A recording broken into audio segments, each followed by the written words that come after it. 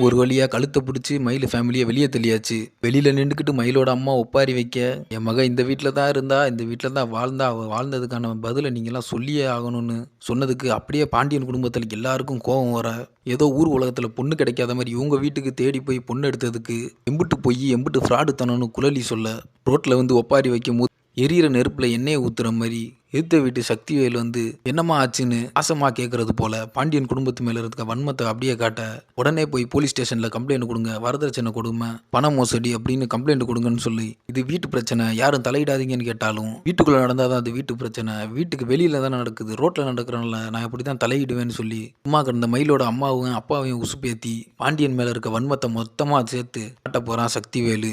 கோவத்துல வந்து பாண்டியன் சக்திவேல் நெஞ்சில ஒரே மிதி. யார் குடும்பத்தரா தப்பா பேசுறேன்னு.